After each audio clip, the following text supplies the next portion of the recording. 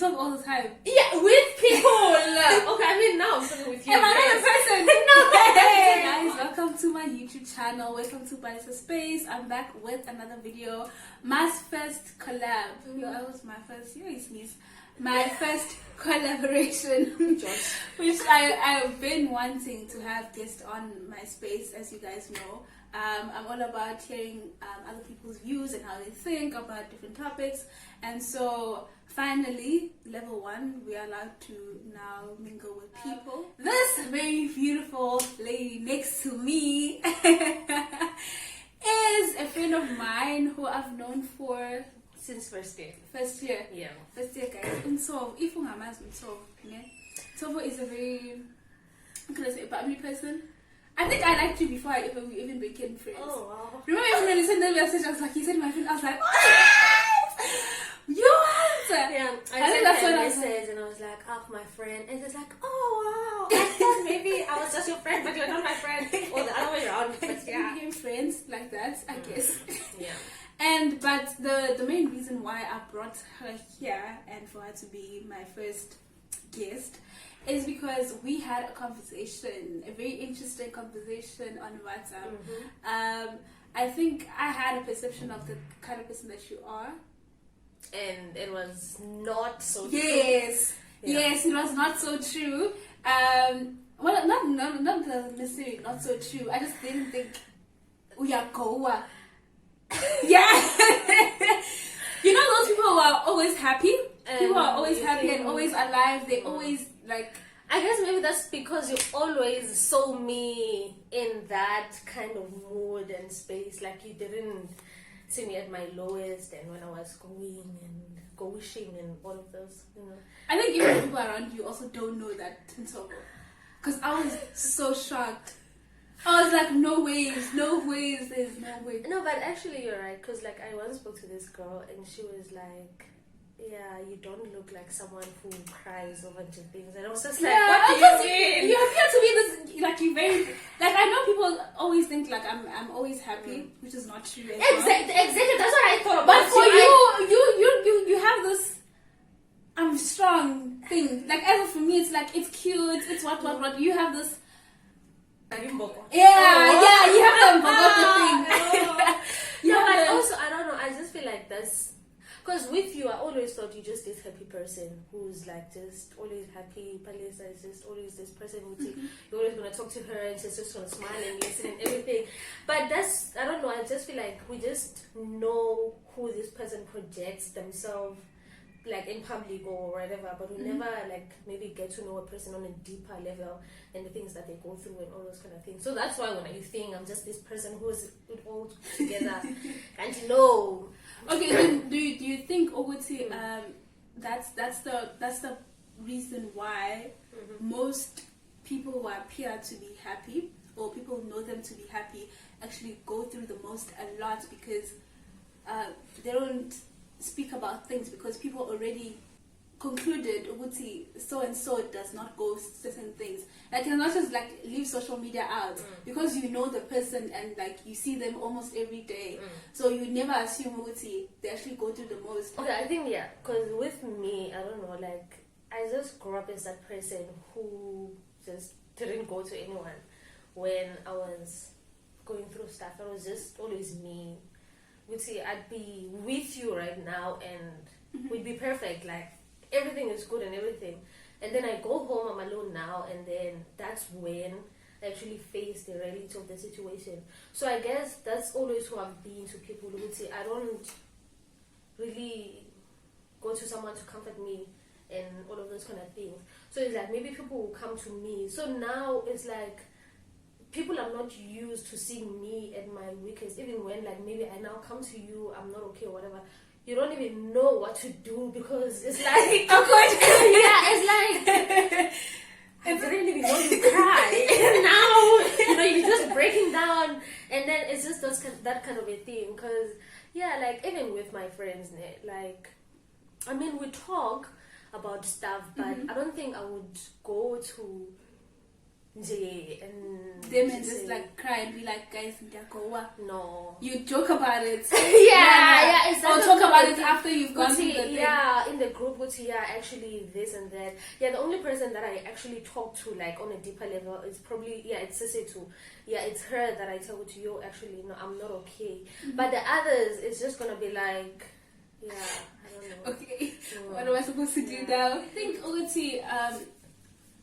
the reason why you're not someone or hamba to like, tell them what I'm going through, so you just deal with it on your own, is because maybe of the type of background you come from. Again, like, it wasn't a thing where we talk about emotions and stuff like that, because I know in black communities it's not like, yes, in as much as there's mental awareness things, but it's not something that it's just a far-fetched thing. Like, amongst ourselves, we hardly speak about mental health. We hardly do. No, my mom is not that kind of an affectionate person like that.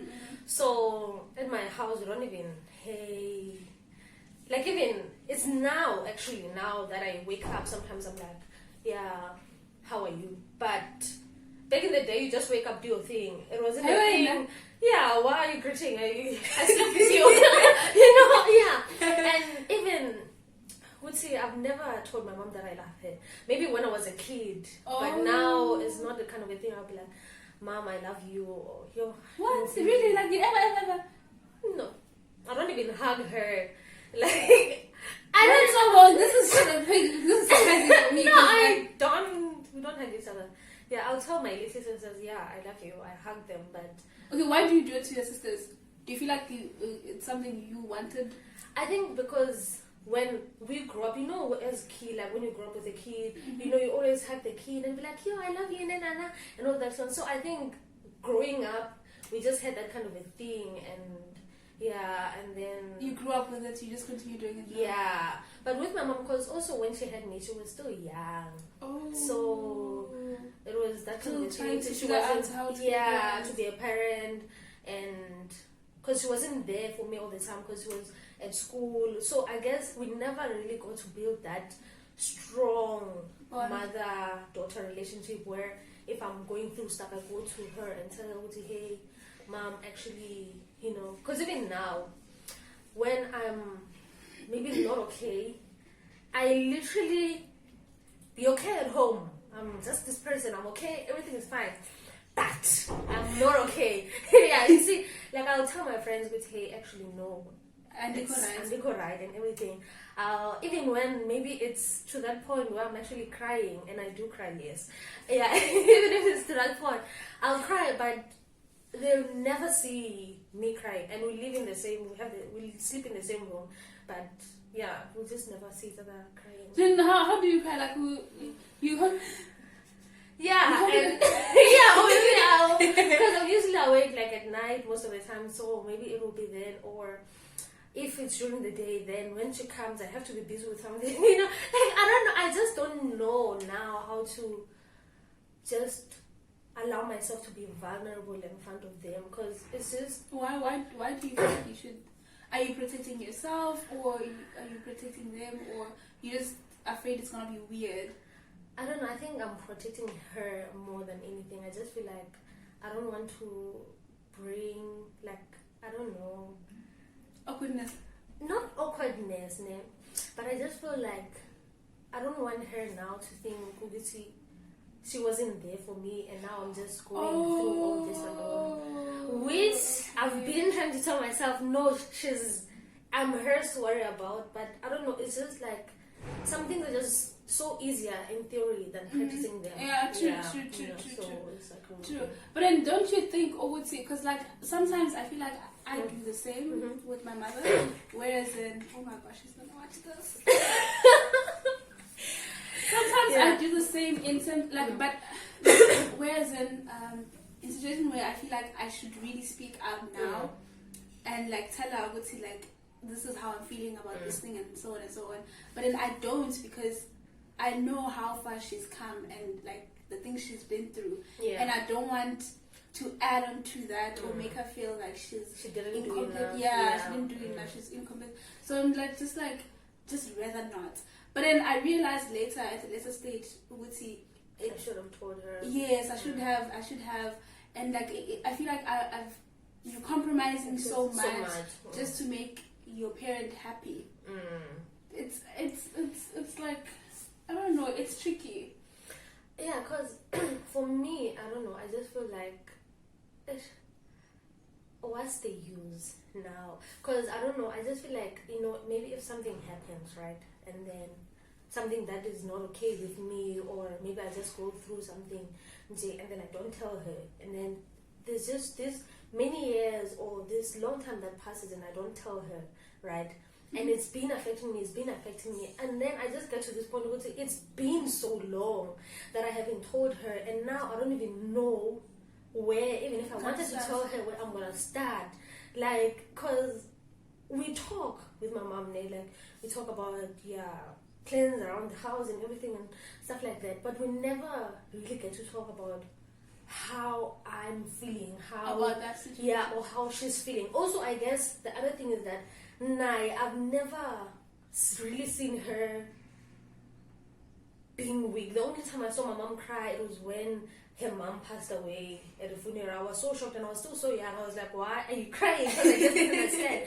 So it's that kind of a thing. I never really see her being vulnerable, being weak in front of me. So I guess me and her have never learned to be vulnerable in each other's spaces, you know. So me crying in front of her was me as a child when she used to beat me. But yeah, besides that, it's not a thing we're going to see, yo, mama, I'm not okay, or I'm heartbroken, or we just, no. Okay, then do you think that's the reason why amongst Black community, in as much as there's mental health awareness going on, and like, it's a known thing, but it's still like a far-fetched thing, because amongst each other it's not something we speak about. Like, amongst your friends, you don't speak about it. In the families, we don't see it. People suffer in silence to a point where people kill themselves because you don't see the other person doing it. So you're just like, no, I'm just gonna sound like, I don't know, a weak, especially with men. Yeah. But I learned about mental health here at UCT. Me too. Exactly. Me too. Like, at home, you just this person, you're not okay. Hi, it's fine. You just gonna, but you never really, like, I never even knew there was such a thing as called mental health. You know, so you come here, you learn all this stuff. But you see, you are here. Your parents, your family, your community is not here. They're not learning all those kind of things.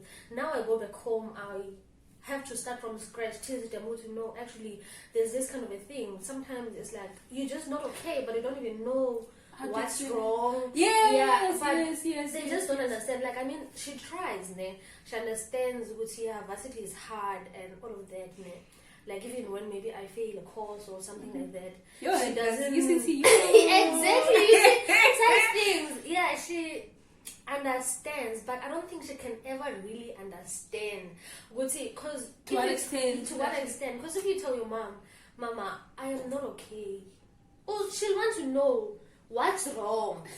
But how do you explain to someone that you don't actually know what's wrong? You just not okay. You know, so it's just kind of a thing.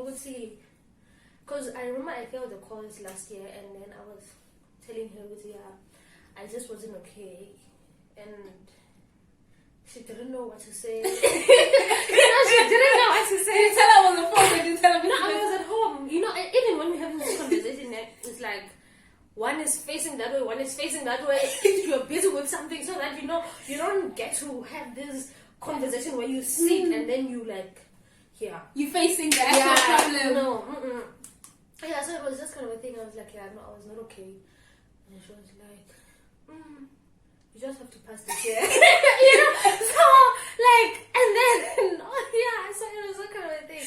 So, because I was actually having this conversation with my friend, like, because, this semester I was just, hey. Online learning is child, I say. I mean, I've seen the flames. I've seen the flames.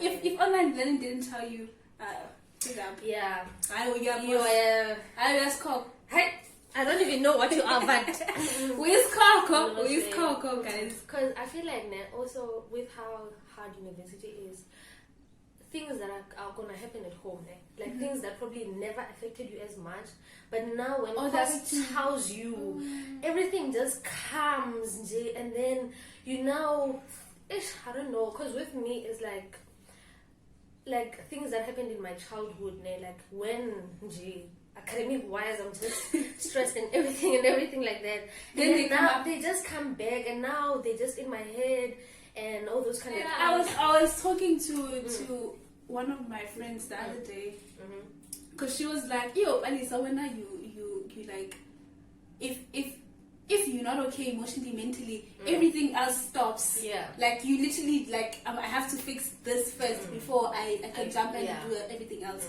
Because I'm just like, actually I didn't realize that. She told me, and I was like, actually yes, that's true, because I feel like now more so it's, as you said, I'm dealing with current things, but also the things from the past are coming back because I didn't deal with them. And so they pile up, and you brush them off to a point where now it becomes so overwhelming, and you feel like, you know, when you balloon in the man's, and if someone pops it, it just explodes. And then I feel like maybe that's the issue with us, and why people go to a point of like now killing themselves here, is because you're dealing with all those things, you don't even know how to deal with it, because it's so much and it's so overwhelming. And going to psychologists now, it's very expensive. Sometimes you don't even get along with the psychologist, or they misdiagnose you, or if you go, you obviously your friends are gonna be like, why are you going there? Also, besides that, you know, as black kids, we're used to this thing with the psychologists are for white people. And this is I remember, because in grade 11, I had this friend of mine, like we were really close, like we were, you know, when I say close, I mean best friends, like everywhere I went, he was there, like if you wanted me, you ask him, you know, those kind of thing. And then grade 11, he passed away December, and then I think I told you about it. So after that, it was like when December was at home, it was like, you see, even with that thing, my mom didn't know how to handle it, how to comfort me or what to say. Did you cry? Did you grieve? Did you mourn? Or you were just like moving on because you don't know how to cried alone. I just didn't know how to cry in front of her and tell her, I'm actually really affected about this, you know, because it's just kind of a thing, we just don't know how to talk about our emotions and how to deal with things. So I just cried alone, and then school opened. Then, like, there's this lady from the district, she came and she was like, do you want to see a therapist? I was like, no. Because I was like, what am I going to talk to with a stranger? No, it was a thing which they knew that I was the best friend of that guy. So they were just like, do you want to talk to someone? So I was like, no, I'm fine. What am I going to talk with that person? Now that I think about it, I probably should have talked, like, or maybe I would have found a way to talk to the person, I don't know. But I didn't at the time, because I was just like, I am not a white kid. I am not gonna sit and, you know, and be mushy. And no, I was just like, even after that, no one at my school ever saw me crying about it, and people probably thought I didn't even care that he passed away, because I was just so put together. I was just... Does it affect you now? It does. Like, I mean, how do you... get over someone? Yeah, not even get over someone, like... Because... Yeah, wow. I don't know. But it's like, I don't know, it's just that sometimes I just feel like everybody expects me to be okay with it and to be over him passing away, because it was so long ago. It was 2016. I just feel like, you know, and also no one wants to hear you talking about your dead friend and all of that. Like, you know, honestly, people get tired of you talking about the same thing every time. So I just don't even talk about it. I just even like, yes, it's fine. Move on. Yeah, but I don't know, man. Like, there are just times when you just really miss that person, especially if you were really close to that person.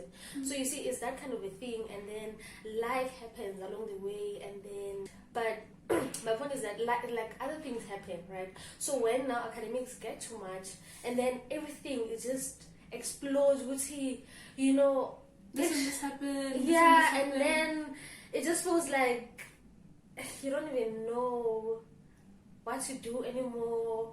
Like, it just feels like you have all the world's problems, so it's just yeah, so it's just too much, and at that point I don't even know what to do. I don't even know what is the root of the problem, and yeah, so yeah.